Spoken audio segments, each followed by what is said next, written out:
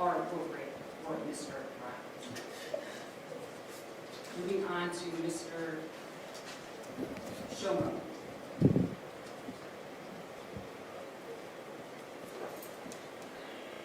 Again, per the sentencing memorandum filed by the state of Ohio, the state concedes that counts 1, 2, 3, 4, 5, 6, and 12 merged for the purposes of sentencing. The state has elected, again pursuant to their sentencing memorandum, to proceed to sentencing on count 1, aggravated murder. The court finds that a prison sentence is consistent with the purpose of Revised Code Section 2929.11. The court imposes a prison sentence at Lorraine Correctional Institution as to count 1, life in prison without the possibility of parole.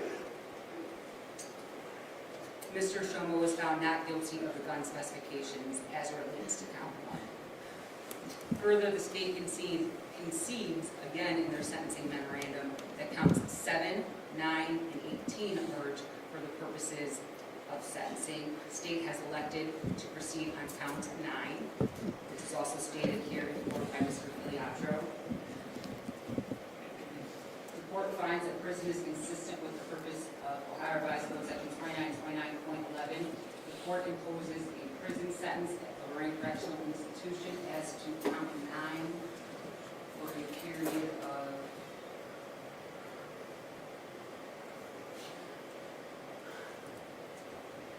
11 to 16 and a half years, plus the 3-year firearm specification that must be served prior to and consecutive to the underlying sentence on count 9, which is the 11 to 16 and a half years. Next, as it relates to count 10. The court finds that prison is consistent with the purpose of Revised Code Section 2929.11. The court imposes a prison sentence at the Lorraine Correctional Institution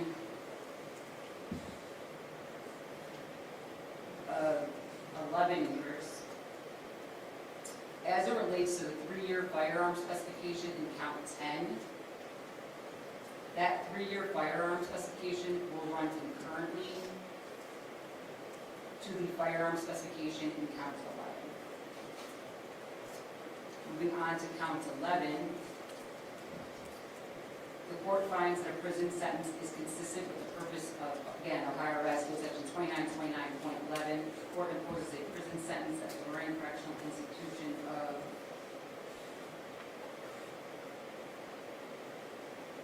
11 to, strike that. The court imposes a prison sentence at the Lorraine Correctional Institution of 11 years as it relates to count 11, in addition to the 3-year gun specification, which again must be served prior to and consecutive to the underlying sentence of 11 years on count 11. Further, count 11 shall run consecutively to count 9, in addition to the 3-year firearm specification in count 9.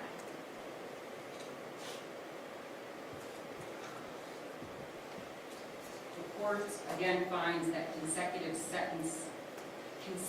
sentences are appropriate, again for Mr. Shomo pursuant to 2929.14 C4B and also C.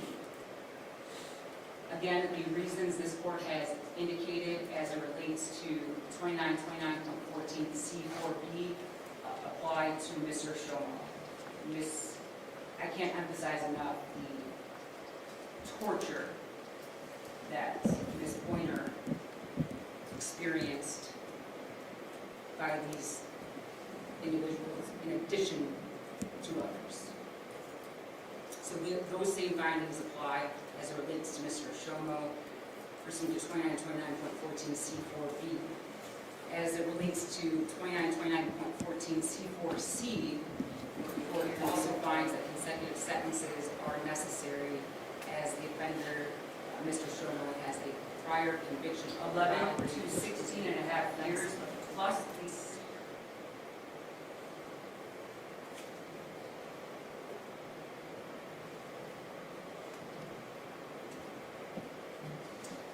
Just one moment, please.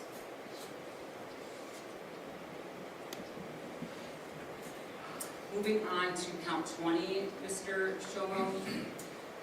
The court finds that prison is consistent with the purpose of Revised Code Section 2929.11. The court imposes a prison sentence at the Lorraine Correctional Institution as to count 20 of 3 years. There were no firearm specifications attached to count 20.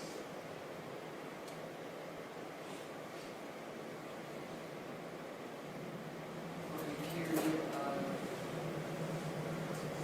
just 1 moment, please. 11 to 16 and a half years. Next, this court must advise the defendants as it relates to post-release control. For the record, Ms. Smith. We don't think post-release control is appropriate considering she's going to be facing parole. We don't think it applies. Thank you, Mr. Schleckett. Mr. Pilato, do you have a position on that? Given that counts 1 and 17 were to be run consecutive, I think the advisement for PRC is valuable today, so I would request the court advise it. Whether it's imposed or not, may or not be the case at that time, but because it may be, I think the advisement's appropriate. Thank you, Mr. Pilato, and thank you, Mr. Schleckett. I am going to advise each defendant as to post-release control on the counts that it applies in an abundance of caution. So as it relates, Ms. Smith, to your post-release control. Ms. Smith, that applies to count 17, which post-release control carries with it a mandatory minimum of 18 months up to 3 years upon your release. It is mandatory. Do you understand? Yes, Your Honor. And Mr. Bryant and Mr. Shomo. Post-release control as relates to your cases is mandatory. Should you be released and placed on post-release control, it would be a mandatory minimum term of 2 to 5 years on post-release control. Do you understand that, Mr. Bryant? Yes. Do you understand that, Mr. Shomo? Yes. Thank you.